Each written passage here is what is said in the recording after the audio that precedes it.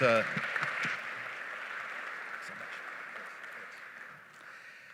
ladies and gentlemen, against that backdrop, we can now segue into our panel discussion on this issue. And conventional wisdom would suggest that the world over, allocation to green investment does remain low.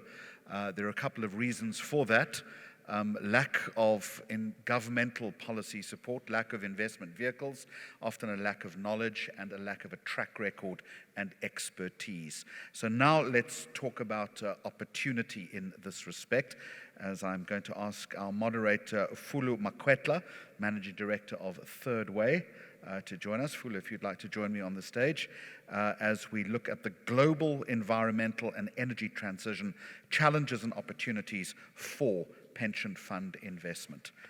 And the rest of the panel, don't forget the pen, always important. Thank you, Fulu, and I'll ask you to call up the rest of your panel. Thank you very much. Thank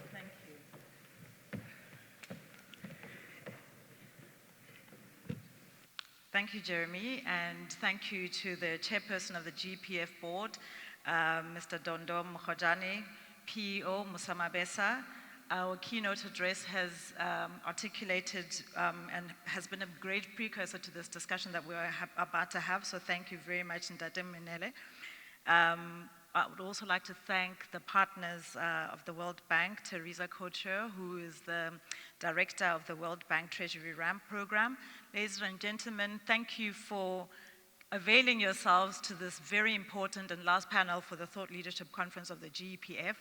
I was going to introduce my panelists once they were already on the podium, but because they haven't joined me yet, I'd like to introduce them and ask them to please join me. I will start with Mr. Sithole, because he's right here in the front. Mr. Sithole is the CEO of the PIC. He was previously with the Government Employees Pension Fund as the PEO and CEO there. Sorry, I'm just getting my notes here. We all know Mr. Sithole. He barely requires an introduction. He was also the chairman of the Institute of Retirement Funds. He's also was the deputy director of the Institute of Futures Research at the University of Stellenbosch. He has been on the board of ASISA, as well as having over 20 years insurance and retirement benefit industry experience. He was also the commissioner of the Financial Services Conduct Authority. Following him, I would like to introduce the CEO of the Government Institutions Pension Fund of Namibia, Mr. David Nuyoma. He is the Principal Executive Officer as well as the CEO. He was previously the founding CEO of the Development Bank of Namibia, and he was also an Executive Director of the Namibian Investment Center. He's currently the chairperson of the Namibian Stock Exchange and non-executive director at various institutions. He was previously the chairman of the SADC Investment Promotion Agencies, as well as the chairman of the SADC Development Finance Institution Network. Thank you, David, for joining us. Following him, I would like to introduce Daniel Tenengauza. Yeah, did I say that correctly? Thanks, Daniel. He is the head of the market strategy at BNY Mellon. He has over 20 years experience across asset classes, both on the buy and sell side. He's a seasoned global macroeconomic researcher and has worked in the hedge fund space, doing both research. He is also he's published academic journals and speaks several languages, including Portuguese and Hebrew, as well as Spanish. And Sesotho. Apparently, he also speaks Sesotho. Lastly, our last panelist is Adrian Bertrand.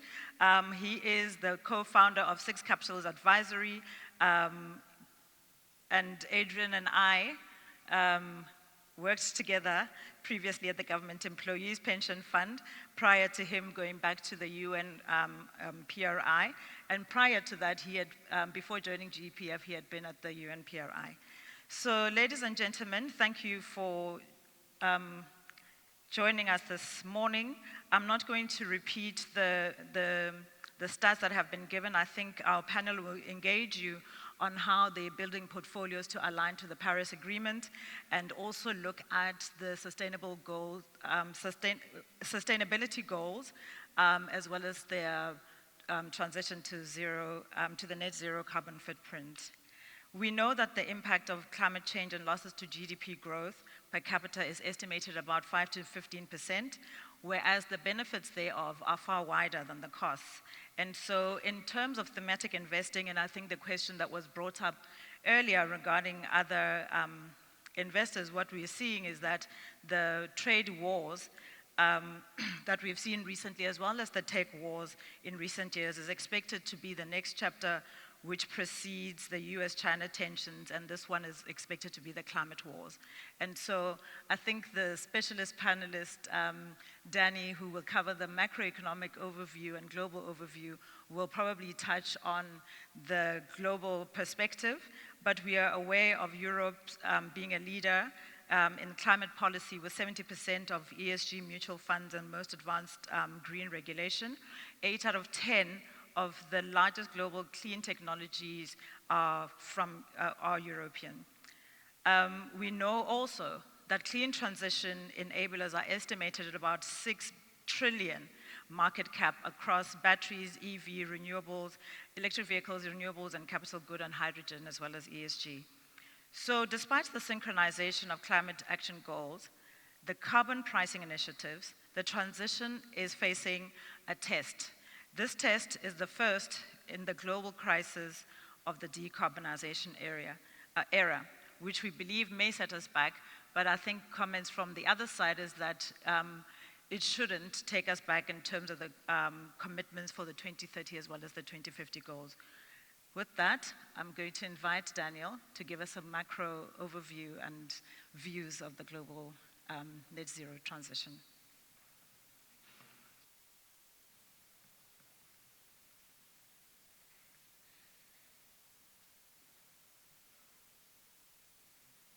Does it work? Okay, great. I didn't mean anything. Is it okay? Yeah? Okay, fine.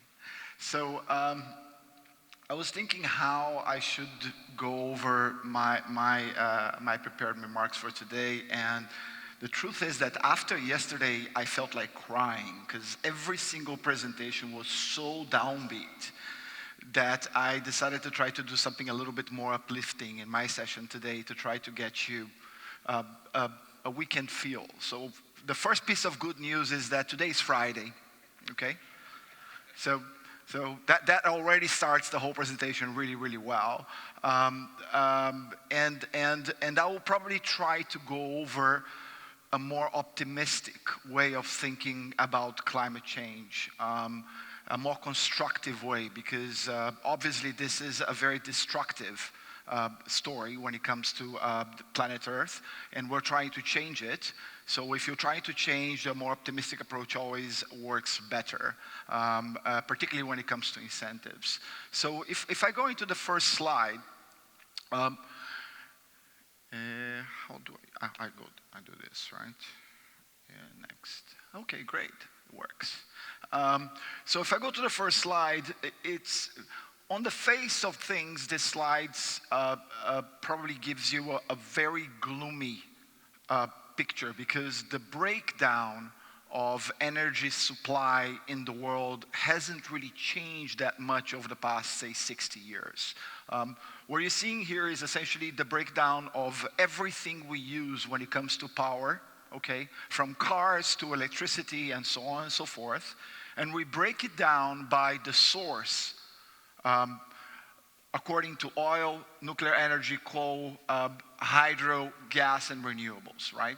And then what I did is I picked a number of key years to try to show how this sources developed. And let's start from, again, I'm going to focus always on the good news, because again, I don't want you to leave this room as sad as I did last night. So oil, okay? Oil in 1973 was 49% of global energy supply, okay? Oil today is 31%. Why did that happen, right? Well, it happened because in 1973, there was a major geopolitical crisis that triggered a very dramatic increase in oil prices, right? So the world said, okay, we need to avoid geopolitical escalation going forward, and to try to avoid that, we're going to reduce the centralization and the amount of energy the world needs from the Middle East, right? And here we are today, several years later, almost 50 years later, with basically just 31% of global energy being used out of oil, okay? The second interesting piece of news is that coal did not change that much, right? And the reason why the dependency on coal is there is because it's cheap, okay? And again, the common thread of this entire presentation will be prices, okay? Everything needs to come from prices. So the whole thought process around energy supplies must involve prices. Okay, so coal is cheap, and as a result, the supply of coal as a share of total global energy remained more or less unchanged. Nuclear energy, it increased from 1% to 7%, and then since then it dropped to 4%. Why is that? Well, there was a denuclearization between 1973 and all the way through 2000. They have spare capacity of nuclear energy around the world, and they started using it to provide electricity and power, right? Since then, they realized, primarily Germans and also the Japanese, that nuclear energy is too expensive, and as a result, they reduced that. Now, the last piece of good news out of this chart is that the share of renewables and hydroelectricity has been increasing, okay? And it reflects that it's an option. So there is an alternative, right? I mean, there is a difference between coming and saying, hey, we have nothing else, right? If we stop power around the world, we're all going to die for one reason or another. Hey, we don't need to do that because there is an alternative, right? So for that reason, taxing renewables is probably one of the worst mistakes that could happen, which is one of the things that really annoys me with the Europeans right now. Okay, that they are taxing the renewables. The same thing is happening in Mexico as well, okay? You need to continue to provide subsidies so that you have the price mechanism to support alternatives, okay? So that's the first chart. There's a lot of really, really good news. Again, gas as expected is increased, and the reason is because it has lower emissions. Now, I'm going to be focusing on CO2 emissions, and the reason is because CO2 is more or less 3/4, between 70 and 75% of greenhouse gas emissions. It's not everything. So this is by no means a comprehensive presentation, but at least it gives us a very good idea of where we stand. Now, how to solve the problem, how to go about it. Well, here's a breakdown that actually explains and gives you a little bit more detail on what Mr. Minelli actually mentioned in the introductory remarks earlier today. What we did here is we broke down CO2 emissions between per capita per country and per GDP, right? And you can see that when it comes to per capita, emerging markets, generally speaking, are at the bottom, with the exception of, unfortunately, China and South Africa, right? But generally speaking, emerging markets are at the top, right? Now, one thing that I would like to highlight here, planet Earth does not care about GDP, okay? Planet Earth cares about CO2 emissions, okay? So from my perspective, as if I was to sort of label myself as an environmentalist, my aim is to reduce CO2 per capita, okay? Because again, if you focus on GDP, it's just endless. You just keep going up and up and up. So again, and one of the most interesting things here is that the US really is the big driver. So United States, okay, is and should be a driver in climate change because they are the largest suppliers of CO2 in the world. Okay, so this is a really, really interesting chart. Now, there are a few things that are important to address here. If you go even within Europe, right, there is a big breakdown between south and north, right? With actually north being a lot more polluting than the south. And that is actually something that is very interesting. France also stands out because, again, nuclear energy. So there is a lot of discussions here. It's not only about CO2, but also how to generate energy, where to bring it from. Okay, so this is just to give you a little bit of a picture of how the world has been evolving over the past several years in terms of CO2 per capita and CO2 per GDP. It's also a pretty optimistic view of convergence. You can see that actually, even though China is a large emissions country, it has been showing remarkable improvement. And one of the things that I wanted to explain here is that it's not, I mean, as you develop, you tend to transition away from a heavy carbons emission economy into a lower carbons emission. It's part of your development process, right? I mean, the reason why the United States has been improving over the past few years is because it's becoming more of a service economy. Now, to become a more service economy, you essentially allow other countries to produce the stuff that is really polluting, right? So that is another issue that the developed world must take into account, right? The reason why you can do what you're doing is because there are other guys that are making the cheaper stuff, right? And that cheaper stuff is more polluting. So part of the arrangement must take that into account, right? And as China turns into less polluting because they are consuming more services, China is also exporting that side of the economy, okay, to be manufactured elsewhere as well, okay? So those are things that, in my opinion, are critical to take into account when you think about carbon emissions. Okay. So here, I'm going to spend a little bit of time talking about markets. And we at BNY Mellon collect a database of flows that includes $43 trillion of assets under custody and servicing. And what we do in that massive database is we tagged every single financial instrument according to ESG. Okay, so basically we have a database from Arabesque that basically gives us the rating of each one of those issuers, and we tag them according to those ratings. Okay, we also do that using the GC database from UN. Okay, this one where I'm just using ESG from Arabesque, but we have a whole bunch of other ESG sources. Now, what we do with that, once the securities are tagged, okay, we aggregate them, and then we rate them according to the flows that they are receiving.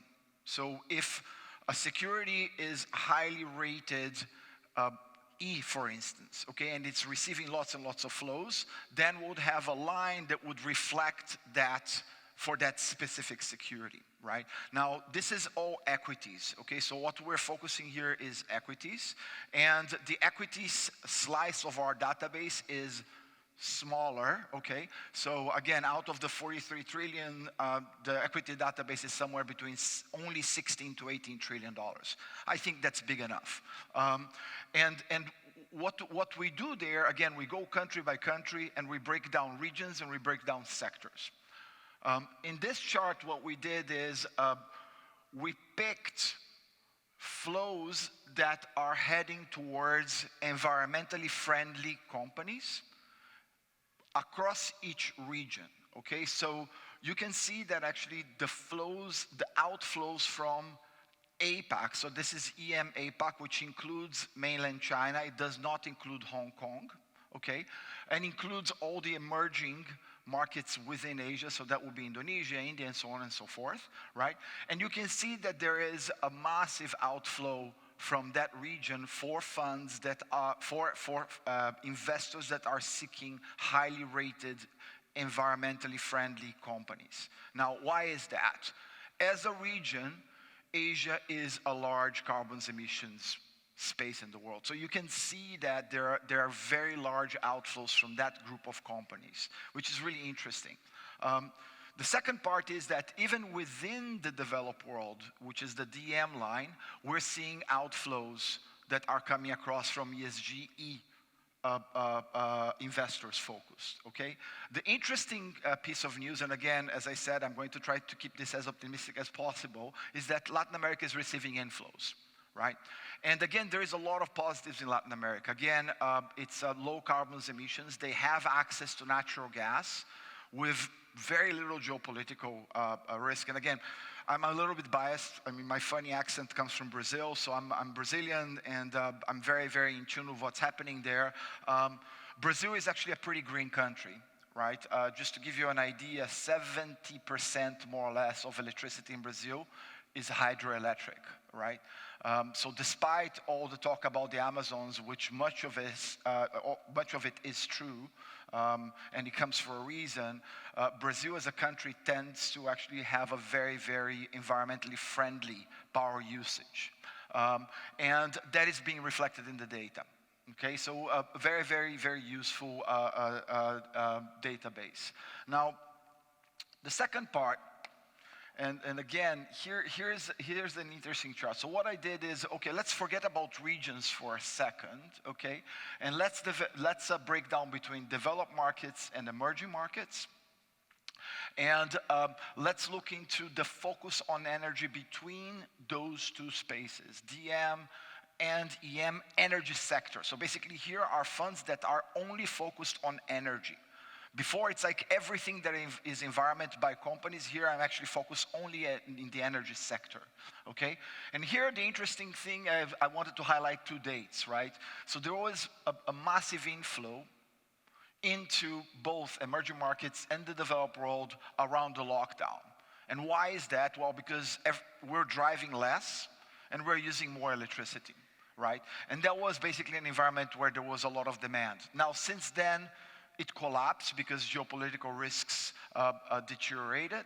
And as a result, we saw the two markets actually collapsing. Now, obviously, there is a big divergence between DM and emerging markets. And one of the reasons is if you actually go and zoom into energy, developed world energy sector is largely privately managed, whereas emerging market worlds is largely SOE managed. Okay, so that breakdown is essentially what will continue to focus or drive interest in developed markets in that sector, whereas emerging markets will be lagging. Okay, and the reason is again because those companies are primarily controlled by the sovereign. So just to close, because I have a minute and 19, 18, 17. Prices are not a problem. Okay, prices are the solution. We should allow prices to drive investor and consumer behavior. And from that perspective, I actually really like the spike of natural gas prices in Europe. I'm sorry about the Europeans in the audience, but I think that's actually a good thing because it will change behavior just the same way as it did in the 1970s. One example, again, is the average miles per gallon in the United States. 13.4, 1973, the lowest in the history of the data. We're now at 23.5. Okay, it's really remarkable to see that change. Planet Earth does not care about GDP. They care about CO2 emissions. Emissions per capita are just easier to target, right? There's just a lot less debate on that. So I would actually focus in that direction rather than going for GDP. And again, when it comes to ESG investors, as we showed in the two charts, there is a very clear relationship between what they're doing and the labeling of ESG. So the two things are clearly reacting to each other, and that is something that we'll be focusing going forward a lot more. Thank you very much.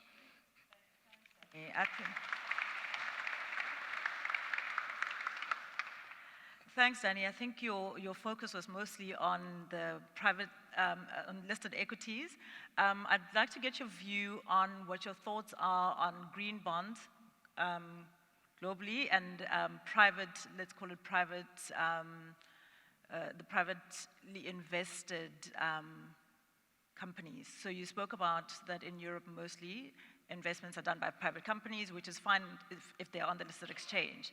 But what about private markets listed investments, or is that not your area of focus? I think it's the problem with when you go to the private investment side of the world is transparency. Yeah. Right? And that's why I believe that when it comes to ESG debate, if you want to use markets-based mechanisms to improve, it's better to use listed companies than unlisted companies. Sure. All right? Because there is more transparency there, okay? And the data is available to all. Right? So that would be my bias. Having said that, there are projects that are very difficult to tackle, right? Particularly when it comes to sovereign-controlled companies. So there is a role for private equity to come in, as long as they are as transparent as possible. Okay. I guess perhaps when we get to the discussion around the pension fund and the pension fund's investments, we will start to look at the other asset classes, because as you'll know, a pension fund should invest across the board. And so thank you for that introduction into the listed equity markets. And we will now invite David to come and present on the GEPF strategy towards sustainable goals, as well as the SDG goals that they may have. Whilst you get up on stage, David, I wanted to just indicate that we've got two of the largest investors in Africa, the largest government institution pension funds, and so perhaps we can start having the debate around how those investors are tackling these issues practically. Thank you, David. Thank you. Thank you very much, Flo. And first of all, I would like to thank my brother Musa for the invitation to this, together with your A team from the World Bank. And good morning, ladies and gentlemen. Hope this will work. Next, okay. Right. Well, I would like to start off, today being Friday. Danielle has put a momentum of us being positive. And I would like to start it by saying, where there is a will, there is a way. And where there are smart brains, there are possibilities. When you have to add a package of good money, it really becomes a possibility. On that note,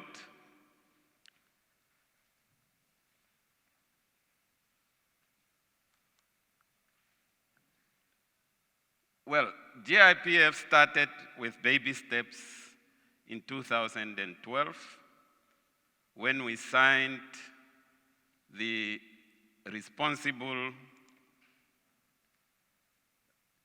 principles of responsible investment of the UN. And that set the stage where we require from then on that all what we do, we have to do it with these principles in mind.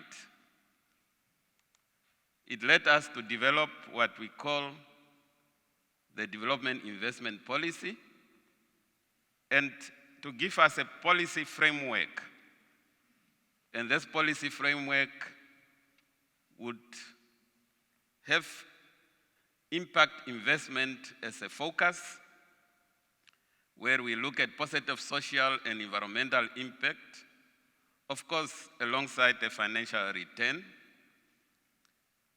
The fund has committed 5% of its asset under management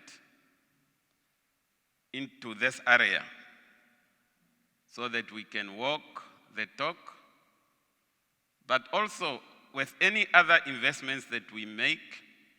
Some of our asset managers who are in the audience, they can testify that we are starting to ask them serious questions. And then the other part of it, the reality of Namibia, the reality of South Africa, is financial inclusion. targeting the unbanked communities, but also to give a momentum to transformation. With regard to energy, why? The energy sector is rapidly changing, and we have seen the populations are not slowing down, especially in Africa. And then what? There is effort of decentralization of energy,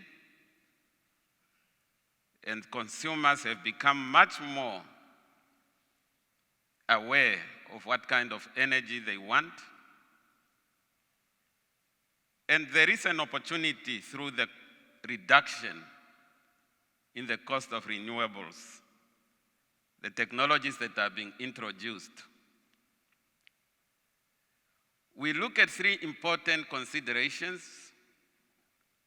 One is the improving energy system resilience through further diversification of supply sources. We cannot rely on what we currently have because we know it is not sustainable environmentally and also human-wise. The advent of the COP, now is COP26 commitments and the Paris Declaration. I remember the day when the final agreement was reached. There was such thunderous applause in the audience, hugging, and I saw a few kisses as well. And it gave me some goose pimples on my skin that it seems a light at the end of the tunnel is coming through. And it comes back to what I said earlier, where there is a will, there is a way. Now we just have to put our money where our mouths are. And of course, then bringing people on board with reforms and creating an inclusive and affordable energy system. Of course, there are challenges with everything we endeavor.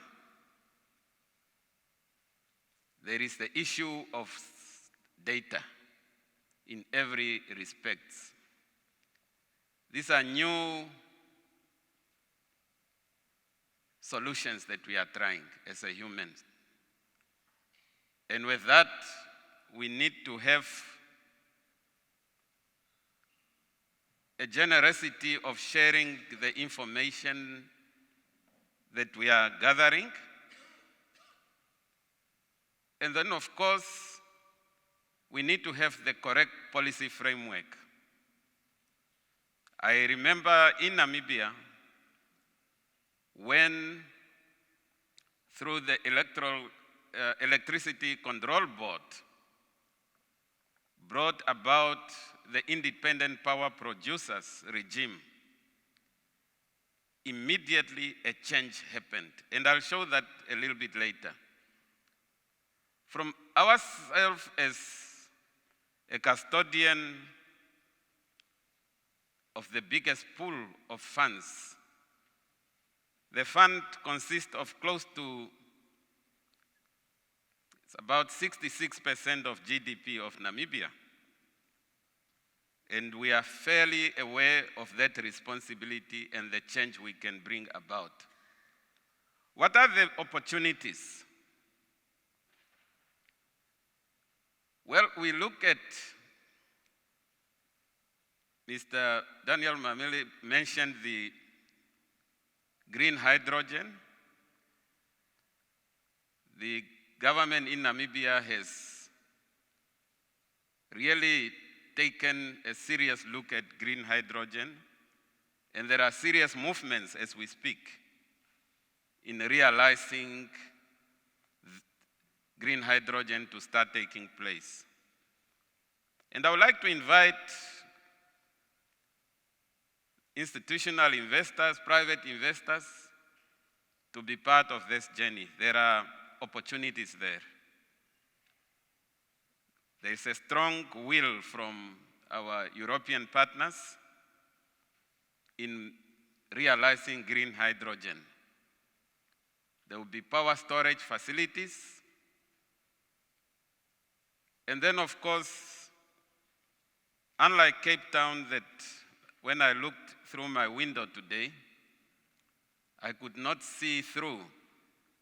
Namibia, almost 365 days, has got burning sun. And at the coast, lots of wind. We have to harvest those into energy production and new energy sources. Like what is happening in South Africa, this is to show that importance is in the president's office. And the task team there, I've engaged them. They are really having a mission.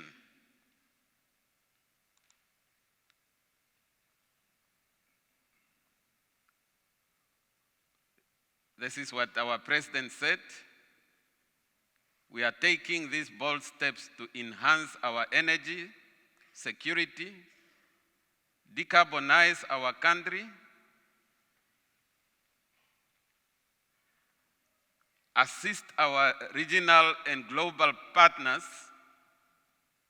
or peers to reduce their emissions and build a more resilient economy. I believe really it can give you a bottom line, but at the same time produce a sustainable future for our children and grandchildren to come. So, from what we have done to date, these are just some of the projects that I can highlight here. With the introduction of the independent power producers regime, already as we speak, over 20% of Namibia's power source is coming from alternative energies in the form of solar. And mind you, this is a new development, about 3 years old. From our side, some of our fund managers, they are active. An additional 60 megawatts will be added, and it will bring the total energy contribution from alternatives to plus minus 30% of what is required in the country. This is what we know now, and we remain open to see more in that regard. In closing, I would just like to say we must believe that we can have a sector that delivers much higher access to energy than today, and with greater use of renewables, incentivizing innovation and creating economic growth while reducing our impact on the planet. I thank you.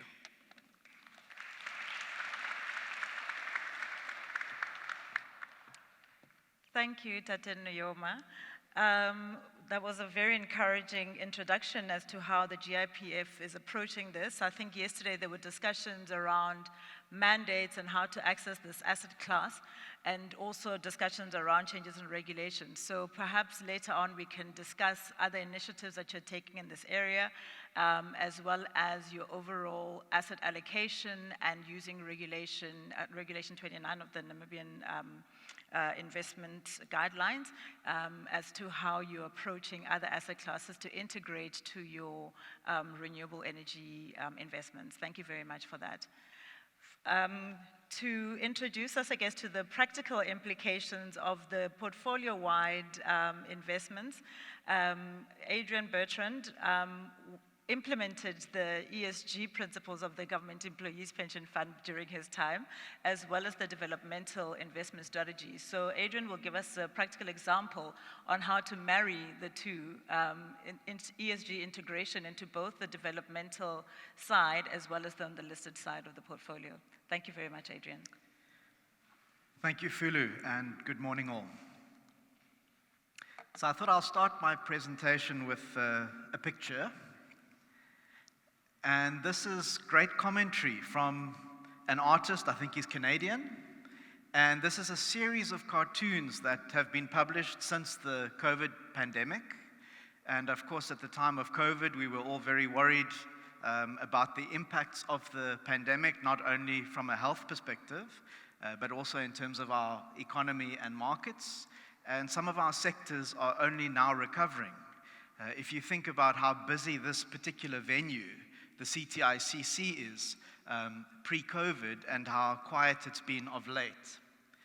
And of course, there were concerns around market impacts and potential recession, etc., which for the most part, I think we are starting to recover from. But the cartoonist is reminding us that there are other waves that are pending, and highlighting again that we really are facing a climate crisis. And if we do not address our climate crisis, we are staring a biodiversity crisis or a biodiversity collapse as well. Interesting when you think about the origins of the COVID virus, COVID-19, and its origins in China, it was, we believe, because of those wet markets where wildlife were probably not managed in the best way. And so again, it just highlights how interconnected everything is. You're all familiar with the World Economic Forum and their annual global risk report. I thought this was a useful slide because it just shows us from the World Economic Forum's perspective that more than half of our long-term risks over the next 5 to 10 years are green, which means they are environmental risks. But if you look on the right-hand side, involuntary migration, social cohesion, erosion, geo-economic as well as geopolitical resource conflicts can very well be impacted because of climate change and changing economies. And so these issues are all interrelated. We cannot just name them environmental, social, or governance. And climate change really does bring them all together. And of course, us living here on the African continent, especially sub-Saharan Africa, are most at risk. This is a useful picture presenting physical risks done by the World Wildlife Fund.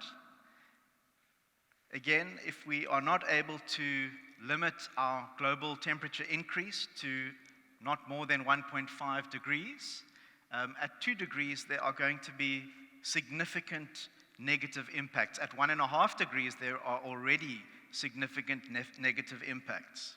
These are impacts on not only the natural environment, but they will also have impacts on commerce, on society, etc. And so while this is presenting physical risk impacts, and we saw the KZN floods, the floods in Durban, KwaZulu-Natal, some of our vehicle manufacturers were put out of production for a number of months.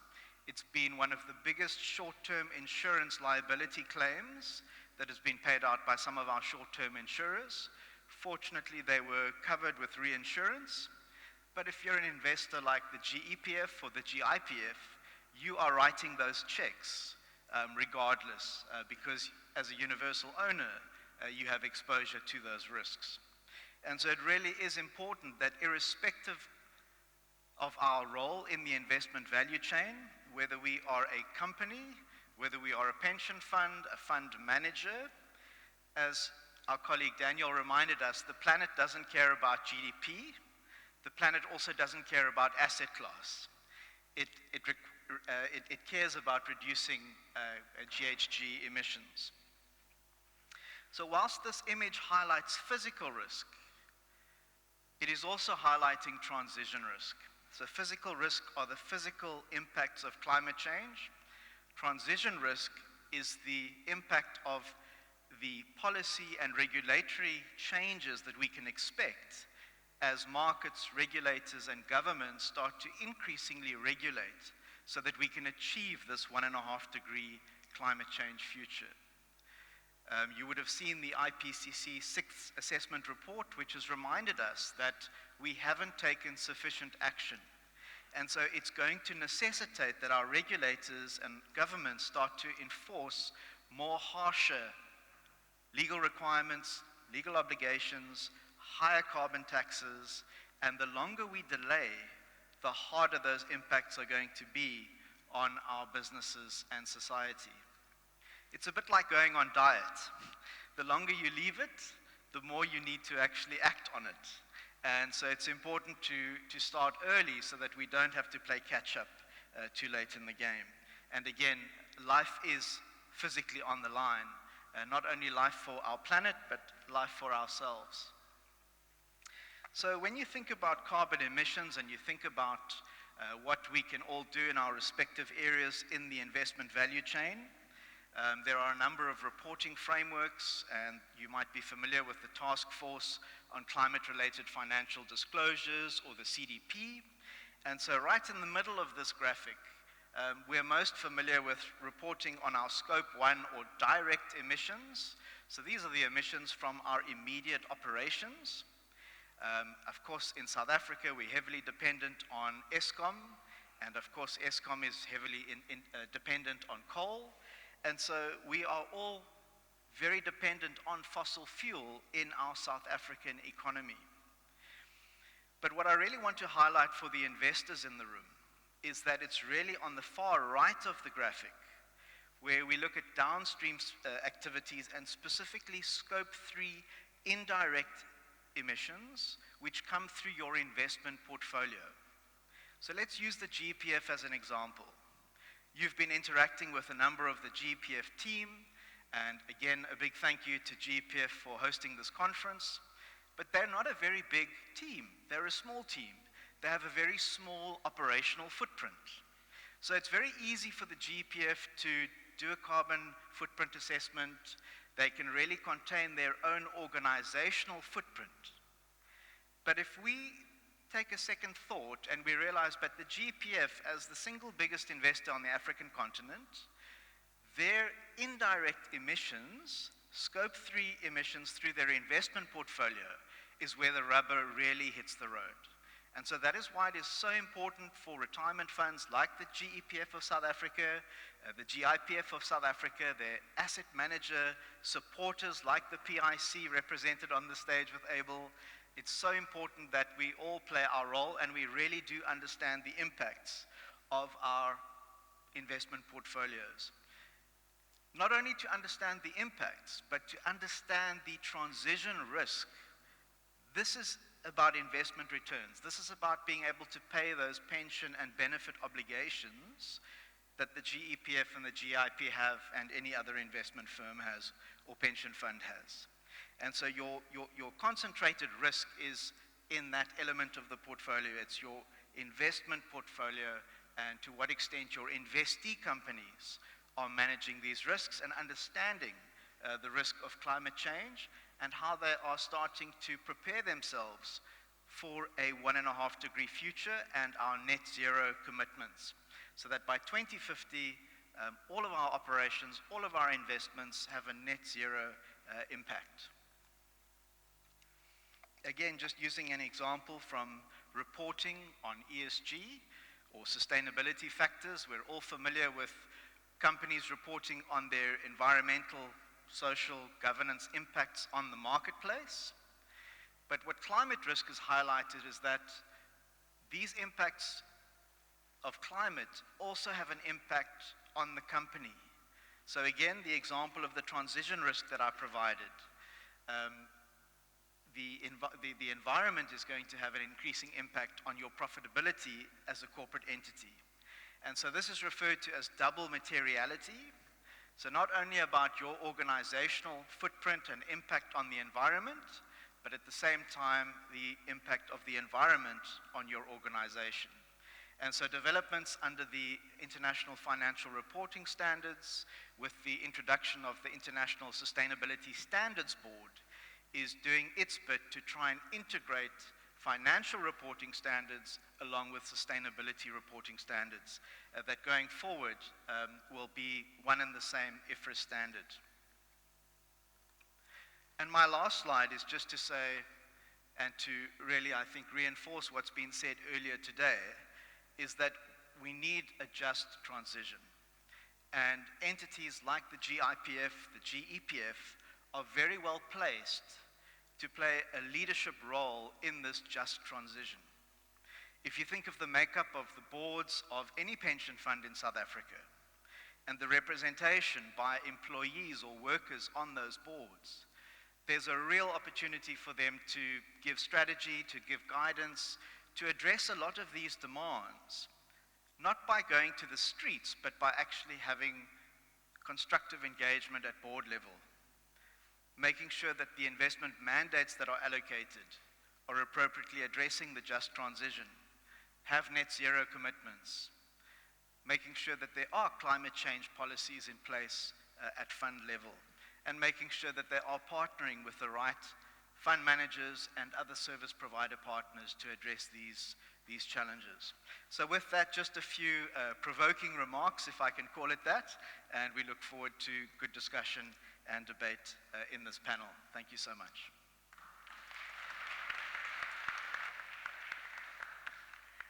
Thank you, Adrian, and thank you for saving us on a bit of time. And also thank you for highlighting the importance of it being the entire investment portfolio and not specifically an ESG mandate or specific assets that are targeted towards that. And I think your concluding slide talks to all of us wanting to invest, for example, in a South Africa that is sustainable for when we retire. And so the importance of just transition is certainly about that, ensuring that when we do retire, we're retiring into an environment which is sustainable. Mr. Sithole, you're up next.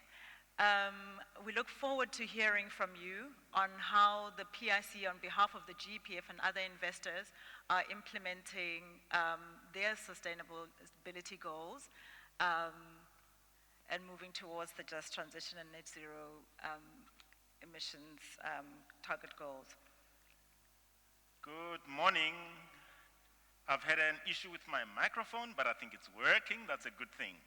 How many of you come from outside Cape Town and the Western Cape? You must raise your hand. I'm just trying to make sure that you're alive so early in the morning. Pretty much almost everybody. How many of you rode a donkey to the Western Cape? Nobody. Now that's an interesting part, because quite often when we think about these issues, we tend to externalize it from ourselves. So we talk about climate change, but it applies to somebody. It doesn't apply to us. Of course, I'm glad you are here, because had you ridden a donkey, you probably wouldn't be in the conference. So it's a good thing that we're able to add to incredible emissions, including myself, because in this instance, I actually come from somewhere else. So the starting point for me is an acknowledgement that it is about us. It's not about them, because the them are just a single part of ourselves. So that's the first thing. The second thing that I want to talk about is, of course, that's part of the challenge when we talk about issues like climate change, because there is the aspiration, then there's the reality, then is the response. There is the actions that we need to take to address the challenges of climate change. I need the next slide. Of course, that's the aspirations of the PIC is of course to work. I think we recognize that, of course, that climate change is a big issue. We actually recognize that as an organization, we can actually make a bigger contribution in terms of the changes that need to happen with regard to climate change. And of course, to do that, we've developed a position that we are going to apply to ourselves before we actually try to apply to other people as always, starting at home. And whatever we do is, of course, predicated on the aspirations of the country, as Mr. Minella indicated this morning. Very much, almost, I think he didn't even see my slide, but he almost kind of gave exactly the same information that you currently have. The aspirations to make sure that our temperature is below 2%, going down to 1.5%. And of course, we're using the SDGs almost as a compass. The SDGs, especially 7 and 8, being the big ones that we actually are looking to actually have impact on going into the future. Adrian, of course, spoke about the areas of intervention, the different scopes that we need to actually focus on in terms of the changes that need to be made. Quite often, the biggest focus, of course, is on scope 1. It's the direct emissions that we actually point to in terms of the contribution that we need to make. And I will speak about the direct impact from the South African perspective, and more specifically from the investment that we are making as South African investors, and also not just South African investors, but also the PIC much more directly. The more bigger challenge for me is on scope 2 and scope 3. I mean, the interesting thing that I always find interesting is this. We are so focused on the emissions themselves, but we never talk about the production of the sources of the emissions. So a lot of people will talk about, yes, we need to control the emissions, but hardly saying, actually, it could be easy if we stop producing fossil fuels. So we stop mining oil, crude oil, we stop mining coal. And it will be actually very interesting if you start talking about controlling emissions at source as opposed to controlling emissions once you've dug up the oil and you've dug up the coal, because it's very, very convenient to actually focus on that part of controlling emissions going forward. Then, of course, the topic is so what do we do as an asset manager? What do we do as investors? And more specifically, what do we do as investors in the South African context? And what do we do as an investor being the PIC? And the first thing that you need to look at, which is the reality, is to say, so where do we invest? And on the blue side, there you see the JSE in totality. So that's the market cap of the JSE by different sectors.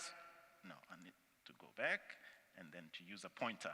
And then, of course, you have mining being the largest area of investment. And then, of course, there is another one that talks about resources by and large. But then everything else is anything but the kind of environment that actually creates any kind of pollution that leads to emissions. Then, of course, you look at the specific counters, the listed companies that we can invest in. I've actually taken the top 20 and listed them, all of them. And then you see right up there that the majority of the kind of area that we can invest, that's the big one. The total counters that you're looking at represent about 81% of the JSE. Now, for those who are older than me and read the textbook that I read, to diversify your risk in a portfolio, you need at least 20 stocks. But what you can see is that actually we already have a big challenge to actually make any impact, because we are so heavily exposed to a number of counters, almost a handful. Now, in investment terms, what that means that before you even talk about investing in areas that are not actually going to expose you to the emitters that impact on climate change, you have a big problem in a sense that you can't even diversify your market risk. Now, if you go by the definition of my textbook, which I read in the early 80s, which said that for you to diversify, you need at least 30 stocks of substantial size. Now, what that means that from an investment perspective, you already have a situation where your market risk and your stock risk is actually very much the same. Now, for an investor like us, it becomes quite interesting because we normally talk about the extent to which we have a core portfolio. that we think needs to be managed passively, but actually there's no such thing because you are inherently already actually operating in an environment where the market risk and your stock risk are almost kind of the same because you can't really diversify. And then, of course, you now have to deal with the challenges of, say, having that challenge, how do I deal with finding other instruments that make me to diversify from the exposures that I'm actually currently having in my portfolio. And then you say, okay, so which are the companies that are likely to be impacted? Should I now take an active decision to look at not investing in potential emitters in the listed equities, and you look to say which ones are probably exposed to fossil fuels, BHP Billiton to some extent because they are a coal producer, but the minute I actually have to think about what to do with my investment in BHP Billiton, where I'm going to put the money. And you can repeat that. You say, okay, process, maybe not so much. British American Tobacco, Anheuser-Busch, not so much. Glencore. It's the next one. And if I'm not putting my money in Glencore, where am I going to put the money? Then you go down the line. You go to Naspers, Richmond, Anglo-American. That's after they've actually diversified their coal. And pretty much you have the big chunk of the market that actually is available to an investor in South Africa, well, for the GEPF and the PIC, because we don't have the same latitude to take about 45% offshore. That's my reality. Well, of course, you can go down the line, and there's some interesting smaller potential areas of diversification, but I am actually not going to be making a big dent in finding other areas of actual investment in the market that I have the ability to actually invest in South Africa. That's the challenge. Now, that's real. Then, of course, we go to the next one. And you say, but the listed equity market is not the only one. There is also the bond market. And immediately, there is your picture. Of course, for us and for most investors, the sovereign is the dominant area where we can actually diversify our investments in the South African market. Guess who's next? It's Eskom. And then, of course, you have mostly the banks coming next as the financial services sectors. So if I'm going to diversify, my area of diversification is likely to be in that space, and to what extent is that actually a reasonable area for me to be diversifying the big portfolio that I have and that I'm responsible for in a responsible manner to actually achieve the requirements of climate change, because I would actually have to diversify from an Eskom, for instance. But hey, wait a minute and go back. How many of these do you think are as much reliant on Eskom as I am? Every single one of them, right? Even before I have to consider the fact that they themselves could be potential emitters, I have the simple fact that they are as reliant on an Eskom as much as actually all of us are. So actually, this entity here is a significant polluter. I think my next slide, not that one. I want to go to who are the significant polluters? Yeah, there's the one. See, the biggest two polluters in South Africa being Eskom and Sasol. You could say, well, Sasol, maybe I could diversify from it. Could I do that from an energy security perspective, and the fact that all these other ones are actually reliant on Eskom? To what extent would I actually can and should I be actually considering from diversifying from Eskom? And the answer is, I would actually be doing myself a lot of harm should I actually consider that kind of approach to managing my portfolio.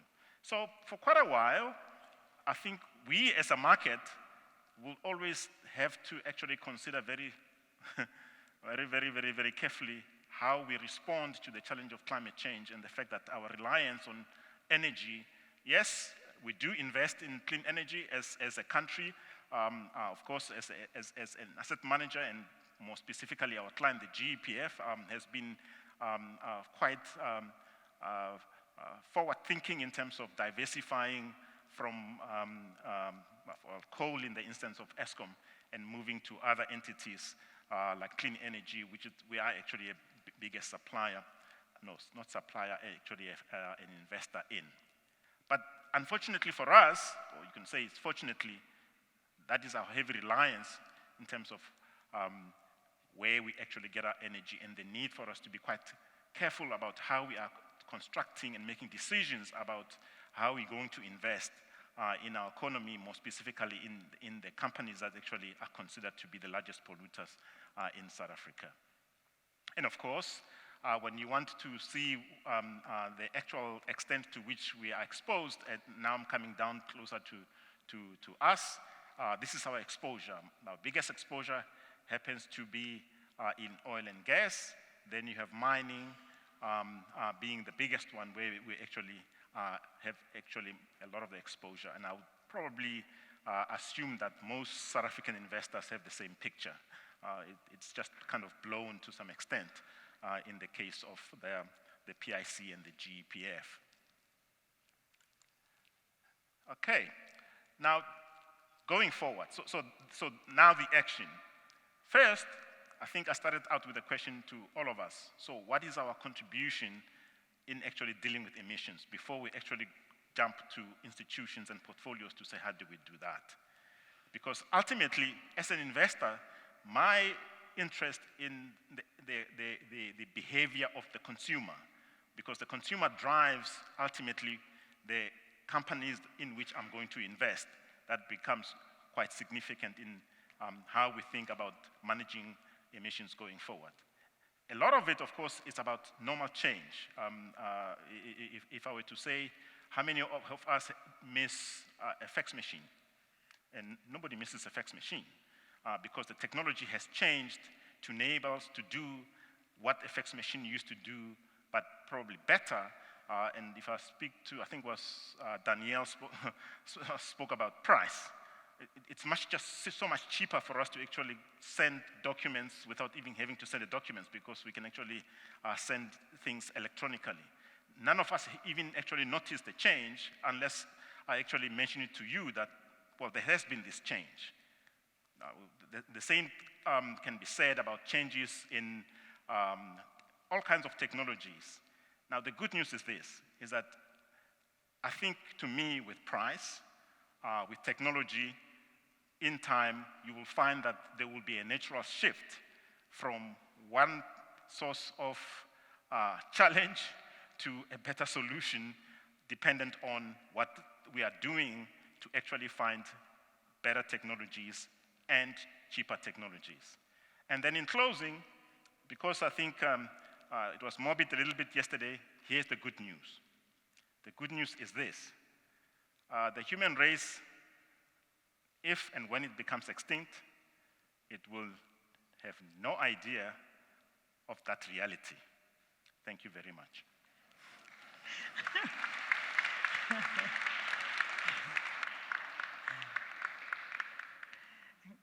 Thank you, Dr. Zitole.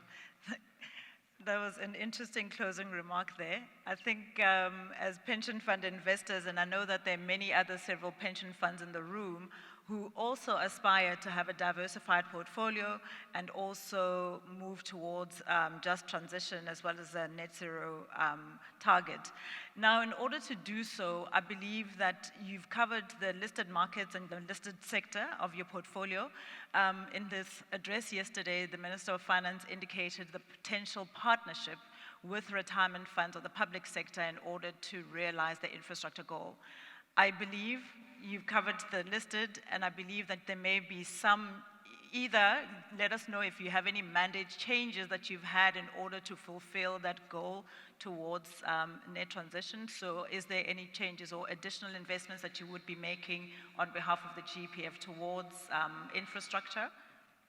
I think that the first change is investment in clean energy. That was, I think it goes back, if you go in history to the time of yourself and Adrian at the GEPF. I can actually say that one of the mandates, a very substantial part of the mandate was given to the PIC about 6-7 years ago. A significant part of it was actually dedicated towards clean energy.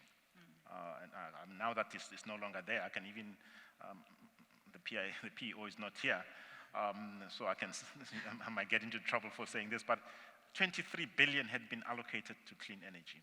And the only reason why that money wasn't deployed wasn't the intention to speak about the intention to actually invest in clean energy to actually assist with the transition. It is simply that the policy-making process was much slower than the commitment of the GEPF to actually support the just transition. Right. So I think to me, and there was some acknowledgement of that by the minister, so I need to acknowledge that. Quite often we're saying it's the lack of money. It's not always the lack of money. Quite often it actually is not the lack of money. It is because of other processes that the pension funds don't have control over. So that's the first thing. The second one is this, is that pension funds and other investors provide funding. We don't build solar plants and wind generating capabilities. If we tried, we would fail dismally. So the challenge is for people to come up with those ideas about how to do that and for us to be assisting in that process. And I think the GEPF has been a very good example of the preparedness to be able to do that. Are you saying that the door is open for fund managers to come and approach you for investment products that they have in order to fulfill those mandates? Well, fund managers provide funding, so that before fund managers come to us, there must be the people that are able to actually do the actual setting up of the generation capacity. Okay, then you're leading me.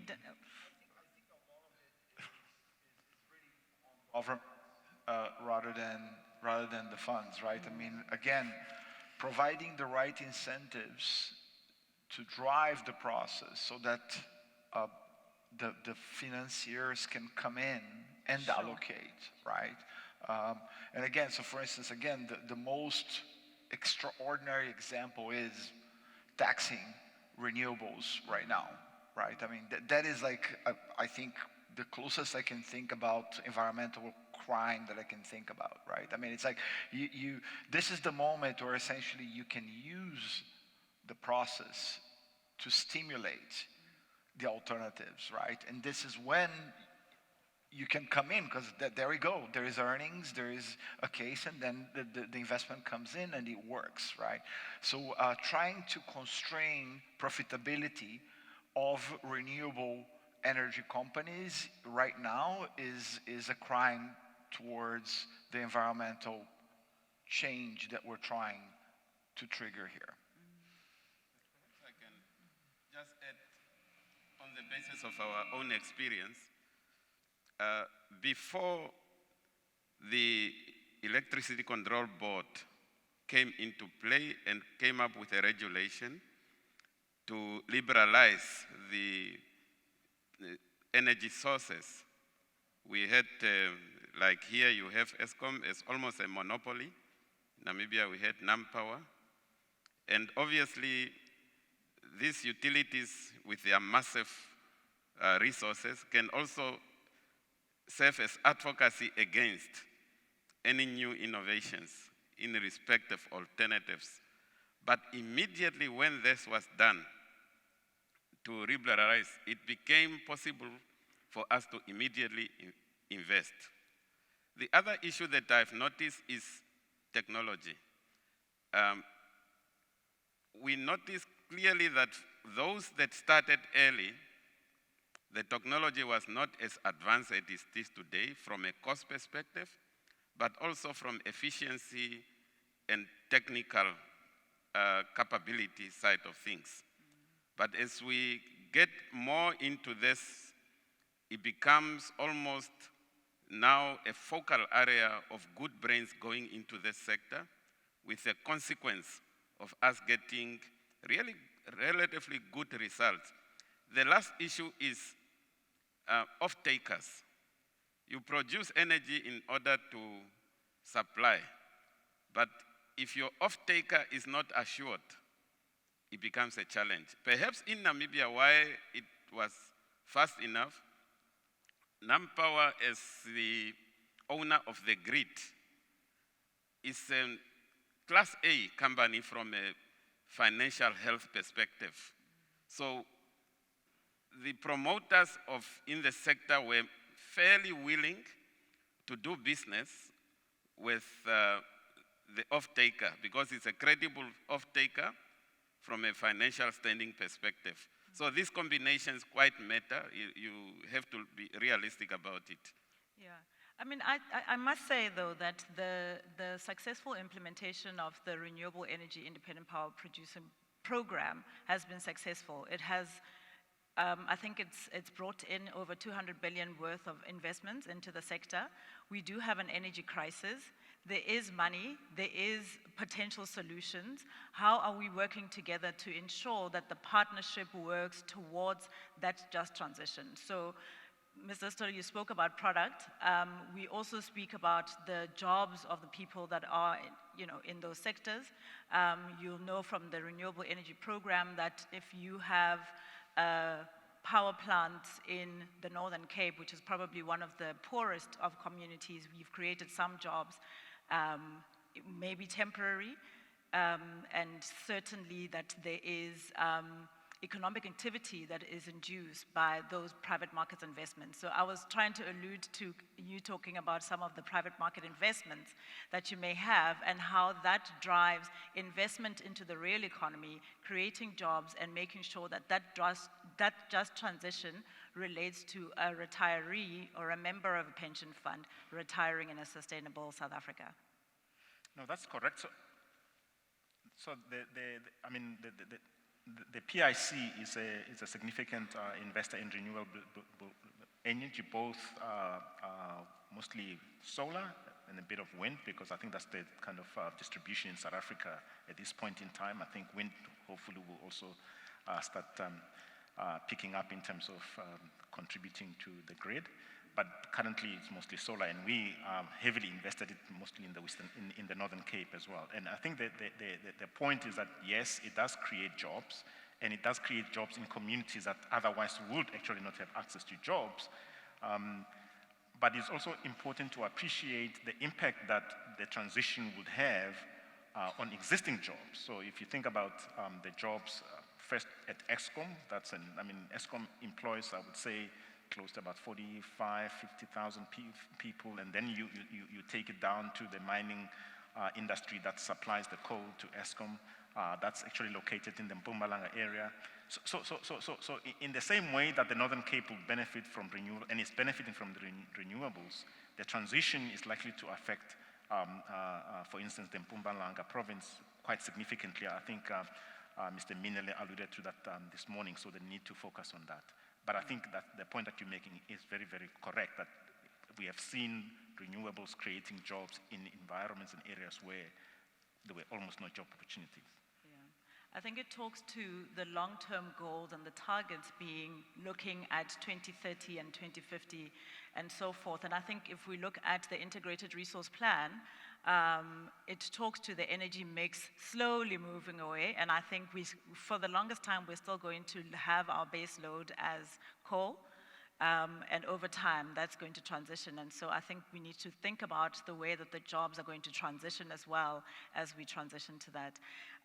Adrian, do you want to give us some practical examples of some of the conversations you're having with your clients about how they marry the long-term liabilities of their pension funds with the long-term aspirations of this transition? Thanks, Fulu. As I mentioned when I had my opening remarks, it's so important that asset owners do set the agenda, that they understand the potential impact of this transition and transition risk specifically to their portfolio. I'm not an economist, I'm not a climate scientist, but there are very capable economic firms out there. There's a lot of advisors that are doing a lot of work in this space. It's very easy to understand what are the potential impacts on your portfolio. For South African investors, we're part of the global village. It's great to have so many of our international investment partners here at this conference. And because we have an Eskom problem in South Africa, because we are married and coupled to Eskom, and Eskom currently is married and coupled to coal, that presents a very real challenge for South African investors. And we can't solve this on our own.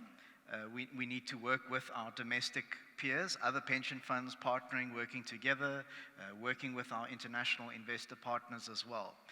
But it's critically important that we do set the targets, that we do make these commitments around net zero, and we do our best to understand what that looks like. And the Task Force on Climate-Related Financial Disclosures, which is a financial reporting framework, encourages endorsers of the framework to understand and to set those metrics and targets, and to also look at various scenarios. So again, the price of carbon is dynamic. It's going to change. There's not one scenario. There are multiple plausible scenarios. And so it's important for long-term investors like retirement funds, like sovereign wealth funds, like large corporates like Eskom, to actually have those scenarios in place. And so I think for many South African pension funds, I speak under correction, but I'd like to be proven wrong.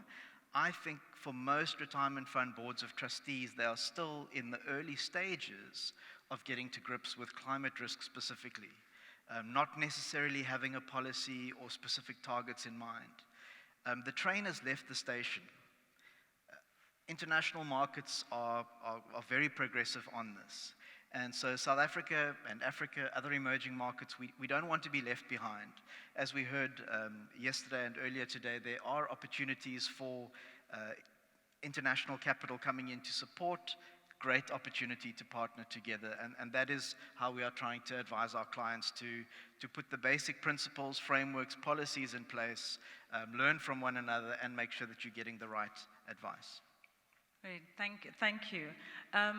Dr. Naima, I think I'll finish off with a question from to you as to the changes you have started to make in your investment portfolio in order to take advantage, I guess, of the more friendly regulatory environment in terms of investing directly into the economy.